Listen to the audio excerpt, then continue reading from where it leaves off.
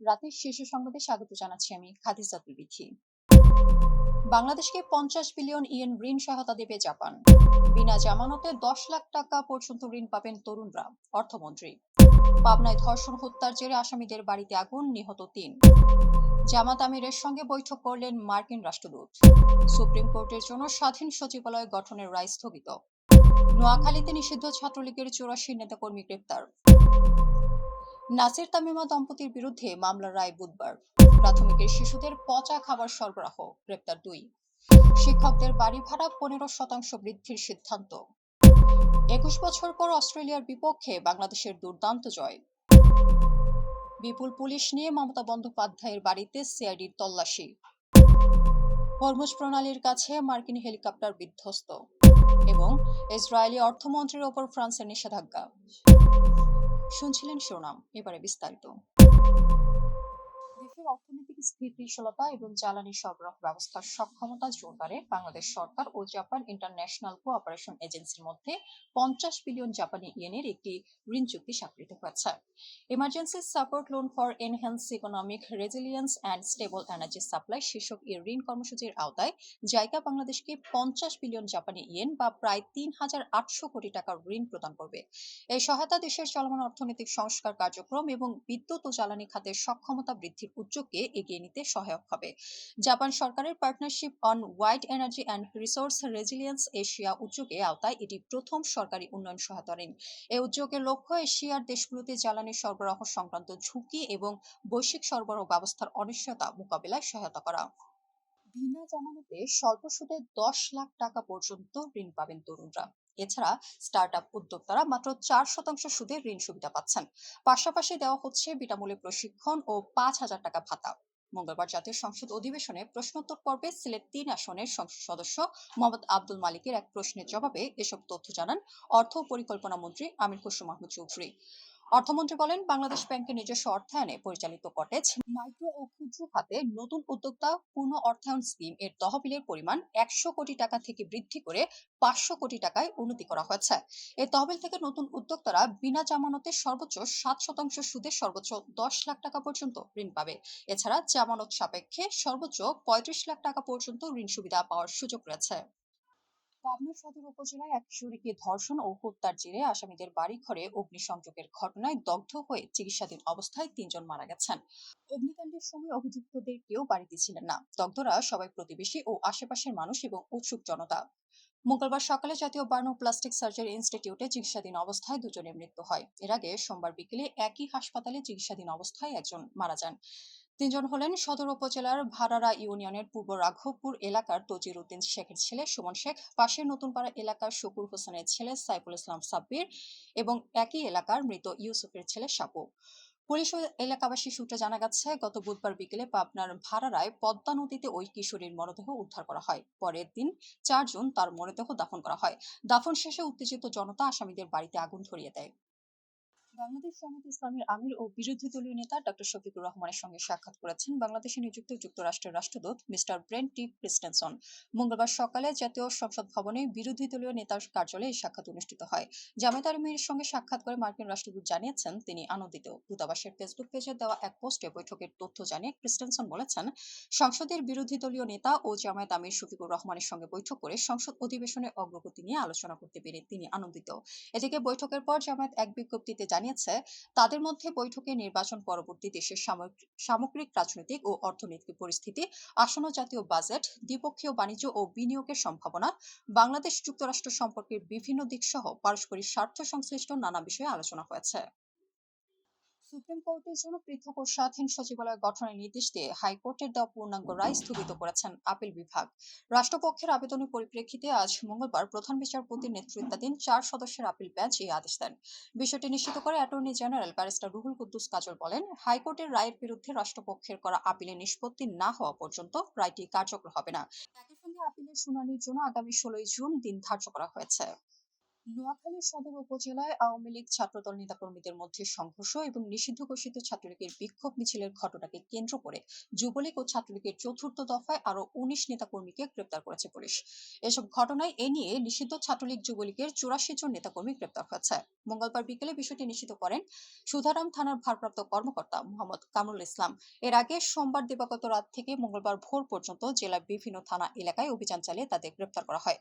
গ্রেপ্তারকৃতদের বিরুদ্ধে আইনি ব্যবস্থা নেওয়া হচ্ছে বলে জানিয়েছে পুলিশ। ডিভোর্স না দিয়ে অন্য স্ত্রীকে বিয়ে করার অভিযোগে মামলায় ক্রিকেটার নাসির হুসাইন ও তার স্ত্রী তামিমা সুলতানা তামির বিরুদ্ধে রায় ঘোষণার জন্য বুধবার দিন নির্ধারণ রয়েছে। এই রায় ঘোষণা করবেন ঢাকার অতিরিক্ত চিফ মেট্রোপলিটন ম্যাজিস্ট্রেট জসিতা ইসলামের আদালত। গত ৬ মে বাদী ও আসামি পক্ষে যুক্তিতর্ক উপস্থাপন শুনানি শেষে ঢাকার অতিরিক্ত চিফ মেট্রোপলিটন ম্যাজিস্ট্রেট জসিতা ইসলামের আদালতে রায় ঘোষণার এই তারিখ ধার্য করেন। মামলার অভিযোগে বলা হয়, ২০১১ সালের ২৬ ফেব্রুয়ারি তামিমা ও রাকিবের বিয়ে হয়। তাদের ৮ বছরের একটি মেয়েও রয়েছে। তামিমা পেশায় একজন কেবিন ক্রু। ২০২১ সালের ১৪ ফেব্রুয়ারি তামিমা ও ক্রিকেটার নাসির হোসেনের বিয়ের ছবি সামাজিক যোগাযোগ মাধ্যমে ছড়িয়ে পড়লে তা রাকিবের নজরে আসে। পরে পত্রপত্রিকায় তিনি ঘটনার বিষয়ে সম্পূর্ণ জানেন। রাকিবের সঙ্গে বৈবাহিক সম্পর্ক চলমান অবস্থাতেই তামিমা নাসিরকে বিয়ে করেছেন, যা ধর্মীয় এবং রাষ্ট্রীয় আইন অনুযায়ী সম্পূর্ণ অবৈধ। সরকারি প্রাথমিক বিদ্যালয়ে চলমান স্কুল ফিডিং বা মিড ডে মিল প্রকল্পে মাদারীপুরে নিম্নমানের পচা খাবার সরবরাহে জড়িত দুজনকে গ্রেপ্তার করেছে পুলিশ। তারা সমতা ট্রেডার্স নামে একটি প্রতিষ্ঠানের দায়িত্বশীল কর্মকর্তা হিসেবে স্কুল ফিডিং প্রকল্পে খাবার সরবরাহ কার্যক্রমে প্রত্যক্ষভাবে সম্পৃক্ত ছিলেন। তদন্তে নষ্ট ও খাওয়ার অযোগ্য খাদ্য সামগ্রী সরবরাহের অভিযোগে তাদের সংশ্লিষ্টতার প্রাথমিক সত্যতা পাওয়া গেছে। গ্রেপ্তার ব্যক্তিরা হলেন এএফএম আহসানুল হাবিব ও মোহাম্মদ নুরুজ্জামান। আহসানুল হাবিব ময়মনসিংহের গফরগাঁও উপজেলার ও মোহাম্মদ নুরুজ্জামান বরিশালের বাকেরগঞ্জ উপজেলার বাসিন্দা। মাদারীপুর সদর মডেল থানার ভারপ্রাপ্ত কর্মকর্তা আবুল কালাম আজাদ জানিয়েছেন, মঙ্গলবার তাদের মাদারীপুর পৌরসভার চাঁদমারি এলাকা থেকে গ্রেপ্তার করে আদালতে পাঠানো হয়েছে। বেসরকারি শিক্ষা প্রতিষ্ঠানে কর্মরত এমপিওভুক্ত শিক্ষকদের বাড়ি ভাড়া ২ ধাপে ১৫% বৃদ্ধির সিদ্ধান্ত নিয়েছিল অন্তর্বর্তী সরকার। প্রথম ধাপে ৭.৫% বাস্তবায়ন হয়েছে। আসন্ন জুলাই থেকে দ্বিতীয় ধাপে আরো ৭.৫% বৃদ্ধি করা হচ্ছে বলে জানা গেছে। মঙ্গলবার মাধ্যমিক ও উচ্চশিক্ষা অধিদপ্তরের একটি সূত্র জানিয়েছে, শিক্ষকদের বাড়ি ভাড়া বৃদ্ধির বিষয়টি মীমাংসিত। এটি নিয়ে অনিশ্চয়তা বা দুশ্চিন্তার কোনো কারণ নেই। জুলাই থেকে শিক্ষক কর্মচারীরা বর্ধিত বাড়ি ভাড়া পাবেন। এ বিষয়ে মাউশের এডুকেশন ম্যানেজমেন্ট ইনফরমেশন সিস্টেম সেলের প্রোগ্রামের মোহাম্মদ জহির উদ্দিন বলেন, সরকারি পূর্বের সিদ্ধান্ত মোতাবেক জুলাই ২৬ থেকে এমপিওভুক্ত জনবল ১৫% বাড়ি ভাড়া পাবেন। ২০০৫ সালের জুনে কার্ডিফে নিজেদের সেরা জয়ের একটি পেয়েছিল বাংলাদেশ। তবে এরপর আর ওয়ানডেতে অস্ট্রেলিয়াকে হারাতে পারছিল না তারা। ২১ বছরের খরা কাটিয়ে দুর্দান্ত এক জয় পেয়েছে মেহেদী হাসান মিরাজের দল। বৃষ্টিবিঘ্নিত প্রথম ওয়ানডেতে ডাকওয়ার্থ লুইস স্টার্ন পদ্ধতিতে ৮৬ রানে জিতেছে বাংলাদেশ। বিধায়কদের স্বাক্ষর জালিয়াতির অভিযোগ ঘিরে চলমান রাজনৈতিক বিতর্কে নতুন মোড় নিয়েছে। তদন্তের অংশ হিসেবে পশ্চিমবঙ্গের অপরাধ তদন্ত বিভাগ তল্লাশি পরোয়ানা নিয়ে পৌঁছেছে মমতা বন্দ্যোপাধ্যায়ের কলকাতার বাসভবনে। মঙ্গলবার এনডিটিভির প্রতিবেদনে বলা হয়, সিআইডির কর্মকর্তারা কালীঘাট থানা পুলিশ এবং বিপুল সংখ্যক নারী পুলিশ সদস্যকে সঙ্গে নিয়ে দুপুরের দিকে তৃণমূল কংগ্রেসের কেন্দ্রীয় কার্যালয় ৩০ বি হরিশ চ্যাটার্জি স্ট্রিটে উপস্থিত হন। তদন্তকারী সংস্থার এই পদক্ষেপ এসেছে কয়েকদিন আগে জারি করা নোটিশের পর। ওই নোটিশে বিরোধী দলনেতা স্বীকৃতির জন্য বিধানসভার স্পিকারের কাছে জমা দেওয়া প্রস্তাবে তৃণমূল বিধায়কদের স্বাক্ষর জাল করার অভিযোগের তথ্য চাওয়া হয়েছিল। সিআইডির এক কর্মকর্তা জানিয়েছেন, তৃণমূলের সর্বভারতীয় সাধারণ সম্পাদক অভিষেক ব্যানার্জি তার জবাবে উল্লেখ করেছিলেন, বিধায়কদের স্বাক্ষর দলীয় কেন্দ্রীয় কার্যালয় থেকে সংগ্রহ করা হয়েছিল। সেই তথ্যের ভিত্তিতেই তদন্তের অংশ হিসেবে তল্লাশি চালানো হচ্ছে। বর্তমানে ৩টি পৃথক সিআইডি দল অভিযান পরিচালনা করছে। একটি দল মমতা বন্দ্যোপাধ্যায়ের বাসভবনে, আরেকটি অভিষেক বন্দ্যোপাধ্যায়ের কার্যালয়ে এবং তৃতীয় দল তার বাসভবনে তল্লাশি চালাচ্ছে।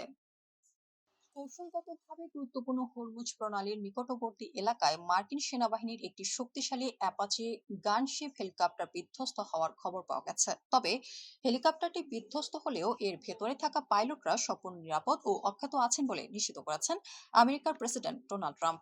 ওয়াশিংটন ডিসিতে ফিরে আসার প্রাক্কালে জন এফ কেনেডি আন্তর্জাতিক বিমানবন্দরের রানওয়েতে অপেক্ষমান সাংবাদিকদের সঙ্গে আলাপকালে ট্রাম্প স্পষ্ট করে জানান, এই দুর্ঘটনায় কেউ আহত হননি। এই অনাকাঙ্ক্ষিত দুর্ঘটনার প্রকৃত কারণ উদ্ঘাটনে মার্কিন সামরিক প্রশাসনের পক্ষ থেকে একটি আনুষ্ঠানিক তদন্ত কমিটি গঠন করা হয়েছে।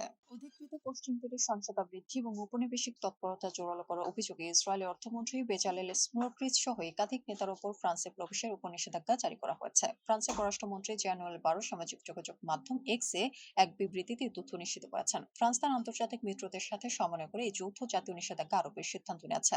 পররাষ্ট্রমন্ত্রী বারো জানান, ব্রিটেন, কানাডা, অস্ট্রেলিয়া, নিউজিল্যান্ড এবং নরওয়ের মতো অংশীদার দেশগুলোর সাথে একযোগে এই নতুন নিষেধাজ্ঞা কার্যকর করা হচ্ছে। মূলত পশ্চিম তীরে যে সহিংসতা উস্কে দিচ্ছে এবং অবৈধ বসতি স্থাপনের প্রক্রিয়াকে আরো তীব্র করছে তাদের লক্ষ্য করে এই পদক্ষেপ নেওয়া হচ্ছে। এই সিদ্ধান্তের ফলে ইসরায়েলের কট্টরপন্থী অর্থমন্ত্রী বেচালেল স্মোট্রিচ ছাড়াও দেশটির 4 জন প্রভাবশালী সেটলার সংগঠনের নেতা এবং 21 জন সহিংস সেটলারের ফ্রান্সে প্রবেশ নিষিদ্ধ করা হয়েছে। আমাদের আগামীকাল দুপুরের সংবাদ দেখার আমন্ত্রণ জানিয়ে এখনকার মতো বিদায় নিচ্ছি। দর্শক, ভিডিওটি শেষ পর্যন্ত দেখার জন্য আপনাকে অসংখ্য ধন্যবাদ। নিত্য নতুন সংবাদ পেতে আমাদের ইউটিউব চ্যানেল সাবস্ক্রাইব করুন ও নিয়মিত নোটিফিকেশন পেতে বেল বাটনে ক্লিক করুন এবং আমাদের ফেসবুক পেজটি লাইক করুন। এছাড়াও আমাদের ভিডিওতে লাইক দিয়ে শেয়ার করুন। আল্লাহ হাফিজ।